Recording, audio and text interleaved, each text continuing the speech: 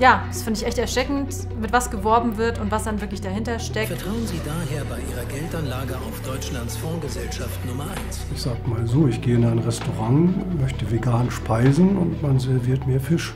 Warum ist es wichtig, Geld klimaverträglich anzulegen? Wir alle wissen um die Dramatik der Klimakrise und es muss sich Fundamentales ändern. Und wenn sich Fundamentales ändern soll, dann müssen sich die Geldströme verändern. Denn die Geldflüsse von heute verändern unsere Wirtschaft von morgen. Ich war bei einer Postbank-Filiale hier in Köln. Ich hatte ein Beratungsgespräch zu Finanzanlagen und ich habe anfangs, wurde ich gefragt, beziehungsweise habe viel erzählt, wie genau, also wie viel Geld, für wie lange, was mir wichtig ist. Und habe dann eben gleich am Anfang auch erwähnt, dass mir Klimaverträglichkeit wichtig ist.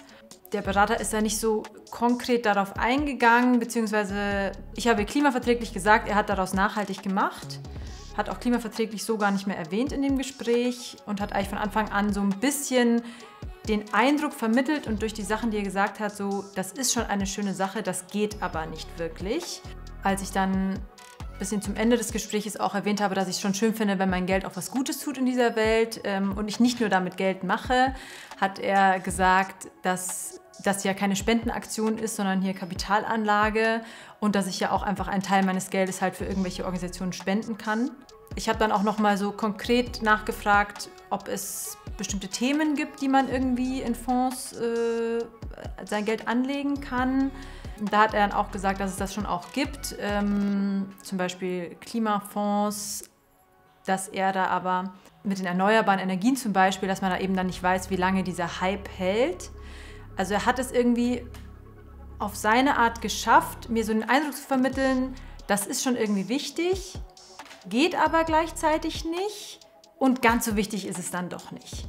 Also er hat zum Beispiel auch gesagt, dass es jetzt so viele Nachhaltigkeitskriterien gibt, so, da wird so ein bisschen übers Ziel hinausgeschossen. Wir sind auch gar nicht so konkret eingestiegen, also das hat er noch gar nicht gemacht, sondern eben nur gesagt, melden Sie sich wieder bei mir und dann steigen wir im nächsten Gespräch ein. Also das erste Beratungsgespräch von Claudia ist natürlich ein absolutes No-Go und es ist relativ klar, dass der Berater zwei grundlegende Dinge einfach nicht verstanden hat.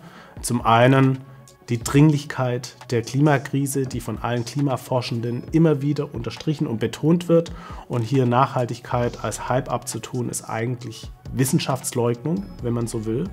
Und das andere, was er nicht verstanden hat, ist der ökonomische Zusammenhang, nämlich dass die Finanzströme von heute die Wirtschaftswelt von morgen bestimmen. Das heißt, sowohl das Verständnis für die Klimakrise, aber auch das Verständnis über das Funktionieren unserer Wirtschaft fehlt hier.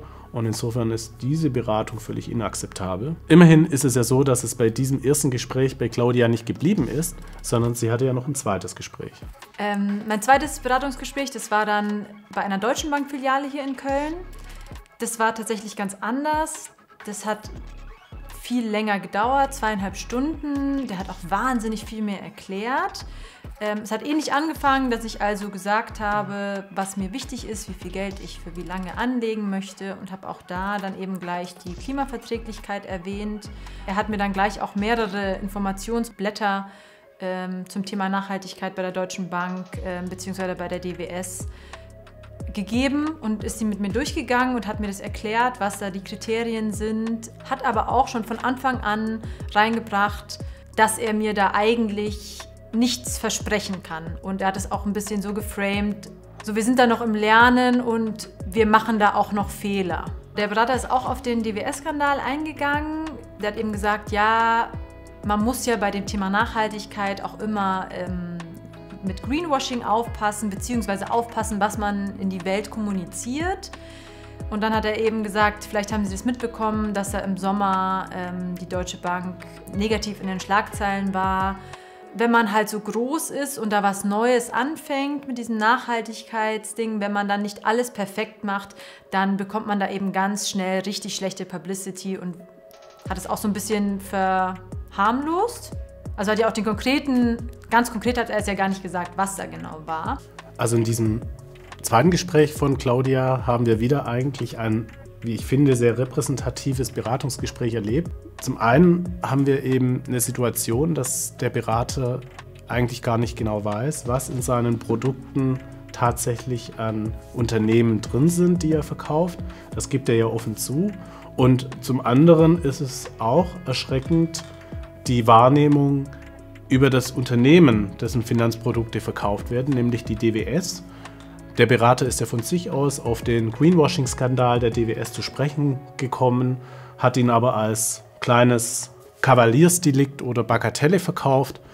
Und das ist schon wirklich Wahrheitsbeugung. Wie relevant dieses Thema Betrug bzw. Verbrauchertäuschung ist, das konnten wir zu Beginn dieses Jahres in Frankfurt feststellen, als nämlich die Staatsanwaltschaft zusammen mit Aufsichtsbehörden bei dem Vermögensverwalter der Deutschen Bank aufgeschlagen ist und im Falle von Greenwashing und Anlagebetrugs Ermittlungen aufgenommen hat. Hintergrund dieser Ermittlungen ist, dass die Deutsche Banktochter DWS einen Whistleblower-Skandal hatte. Von höchster Ebene wurde gesagt, dass Produkte, die bisher nicht nachhaltig waren, einfach grün gelabelt oder nachhaltig gelabelt werden sollten, ohne dass sich fundamental in den Produkten was ändern soll.